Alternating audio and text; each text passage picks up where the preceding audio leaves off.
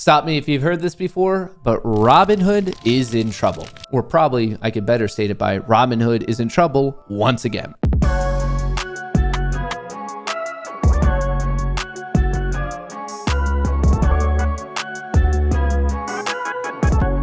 Robinhood fined $10 million over platform outage in 2020. That might sound like a lot, but as I'm about to get into, this is pretty much them just paying a little speeding ticket, and I don't understand how they get away with this time and time and time again. And then I started to look into it more in terms of what the insiders with Robinhood, what they're doing, and all of it seems a little bit sus. So with that being said, let's hop right into it. The North American Securities Administrators Association, that's a mouthful, has issued a $10.2 million penalty against Robinhood over poor communications with its customers and trading outages on its platform in 2020. This is probably going to make you mad. As we get into the details of what happened and how all their clients were basically screwed over, the fact that they only have to pay a $10 million fine when we're talking about a $9 billion company, it's ludicrous. It blows my mind. I've tried to make sense of it and I just get frustrated because it does not make sense. The investigation involved a close collaboration between the NASAA and securities regulators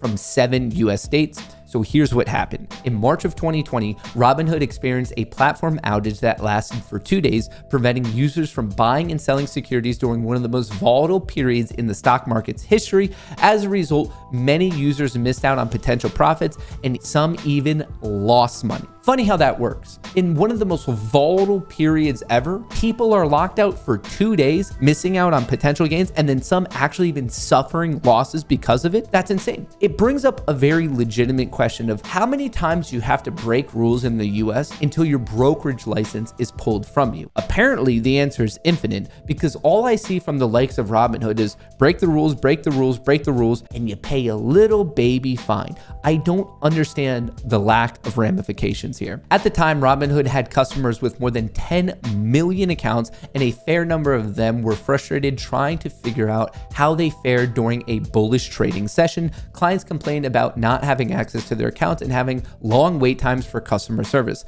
Several lawsuits were filed against Robinhood following the outage, with plaintiffs alleging that the company's negligence caused them financial harm. The lawsuits sought damages for losses suffered by users as a result of the platform's outage. I mean, it's beyond negligence. I mean, if you look at the history of Robinhood and what's been going on here, I think it's safe to say that they just hate their clients. They are the opposite of the Robinhood mythology. They are not stealing from the rich and giving to the poor. They are stealing from retail and putting it in their own pockets. State regulators also probed Robinhood for other alleged violations related to options and margin approvals and poor customer support. The investigation found that the no-fee app provided traders with inaccurate margin and risk information on option spreads, with no proper due diligence was conducted before approval of certain customer accounts.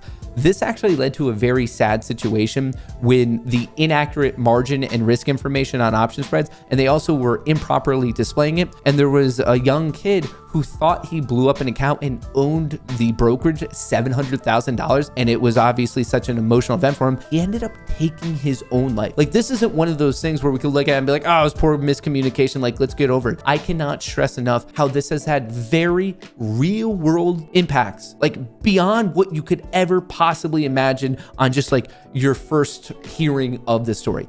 What has gone down here is an absolute travesty, and they get away with just a small speeding ticket. The word disgust is not profound enough to properly explain this overall situation. Robinhood repeatedly failed to serve its clients, but the settlement makes clear that Robinhood must take its customer care obligation seriously and correct these deficiencies. Oh, now, this far into the game, they're just figuring it out now. One thing that might make you feel a little bit better is the world of markets and stocks has realized that they're full of it. This is Robinhood. At one point, it was soaring high at 85, and since then, it has absolutely tumbled to under $10. It's gotten beaten down, and it's gotten beaten down for good reason. But wait, there's more. The plot thickens. I decided to do a little bit of a deep dive to figure out if even the people within the company like the company, and to my surprise, not at all. We're seeing recent sales from insiders. Vlad Tenev, the CEO and also co-founder, recently got out just under 1 million shares. And then also you have the chief legal officer selling, and at that point he sold about 100,000. So that was about 20%, and Vlad is getting rid of just under half of the shares that he owned. So chief legal officer and the CEO selling considerable percentages of their equity in the companies that they are representing and working for. And then yet they're going to tell us everything's fine and they're serving the client and they're doing what they can. But in reality, they're getting hit with legal issues time and time again, and they rightfully should, because they've screwed over a lot of people. This is just one little issue among a myriad of crazy issues where Robinhood has screwed over their clients. I just want everyone to understand that. Their stock has been plummeting, and now we see insiders selling very recently. I mean, the dates on these are April 4th and April 5th, and we're filming this on April 11th, so I don't even think the selling party inside Robinhood is necessarily done. It's insane. I don't understand how anyone has a single dollar on Robinhood. I don't understand how a single person could possibly trust this company. Obviously, these are my own thoughts. These are my own opinions. I'm no lawyer, so maybe I'm misinterpreting something, but I feel pretty confident in the fact that I can understand where they screw people over, and then the fine that they pay is a small fraction of it. If we're in a setup like that, why would they ever stop the actions that they are committing when for them it's a net positive? And in real time, what's going on now is they are on the side of Citadel and Virtu, Ken Griffin, Doug Sifu saying, no, payment for order flow, it's safe, it's good, it's beneficial, we need to keep engaging in it. That's their recent argument. They are penning letters to the SEC saying it would be insane if we got rid of payment for order flow. They're not arguing for clients. They're not arguing for a more transparent and fair market. What they're arguing for is their own bottom line. And in my humble opinion, I just see that for them getting worse and worse and worse. But once again, those are my own thoughts, so I would love to hear yours.